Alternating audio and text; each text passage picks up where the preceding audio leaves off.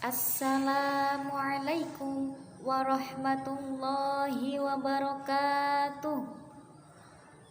Alhamdulillah, alhamdulillahi fatiris samawati wal ardi ja'ilil malaikah rasulan uli ajnihatin masna wa sulasa wa ruba'a yazidi fil khalqi ma yasha.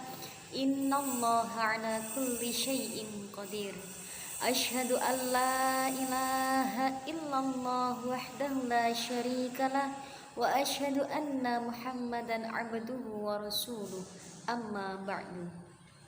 Kepada Ibu Ratu Vina Rahmatika ta'ziman wa ikraman, kepada teman-teman sekalian rahimakumullah.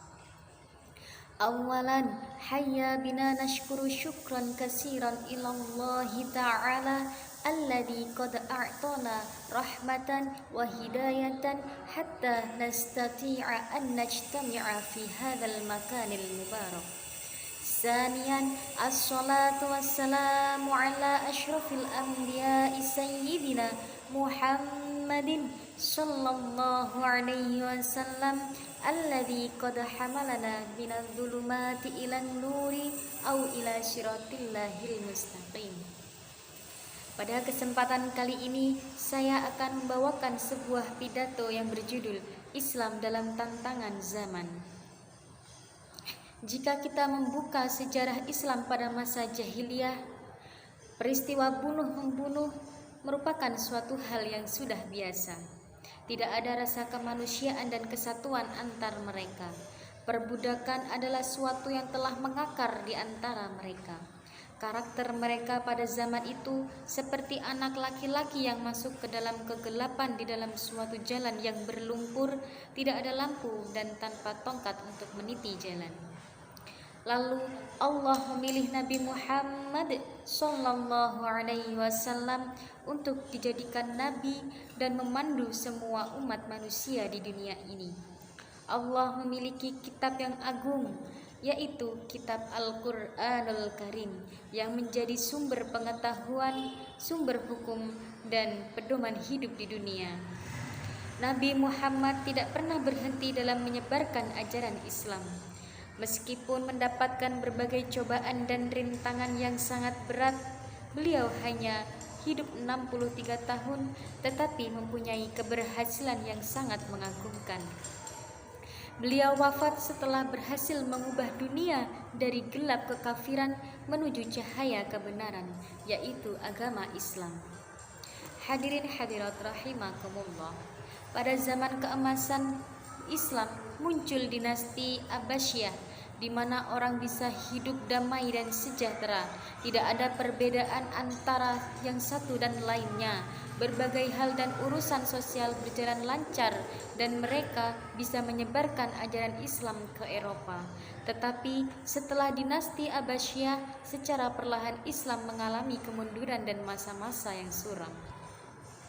Pada abad ke-20 ini, semua orang Islam seluruh dunia timbul dari deklinasi besar mereka, dan semangat Islam yang telah hilang akan menyala lagi untuk mendapatkan keagungan, hingga kita melihat kebangkitan Islam muncul di berbagai tempat, seperti di Amerika, walaupun Islam di bawah pengawasan Zionisme, di Thailand, walaupun Islam di bawah pengawasan yurisdiksi, di Filipina, walaupun Islam di bawah pengawasan pemerintahan Arroyo, tetapi Islam terus menggeliat bangkit tumbuh pesat.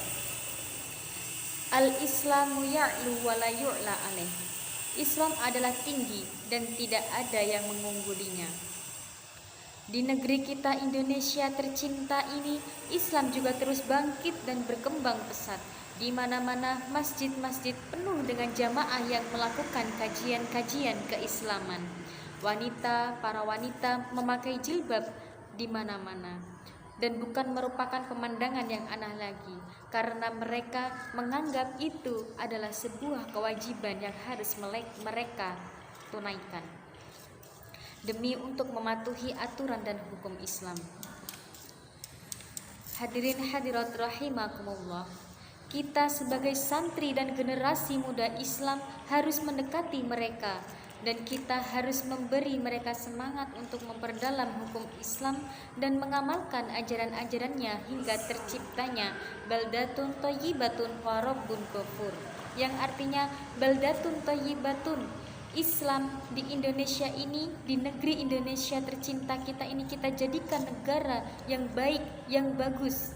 Setelah itu warabbun ghafur, setelah negara Indonesia kita ini baik, bagus, lalu Allah akan mengampuni segala kesalahan kita. Mari kita gunakan masa-masa muda kita ini dengan berbagai aktivitas keislaman dan amal soleh yang berdimensi ibadah ritual mahdoh maupun kesolehan yang berdimensi sosial kemasyarakatan. Demikianlah pidato yang dapat saya sampaikan. Apabila ada kesalahan, saya mohon maaf yang sebesar-besarnya. Akhirul kalam, billahi taufiq wal hidayah. Wassalamualaikum warahmatullahi wabarakatuh.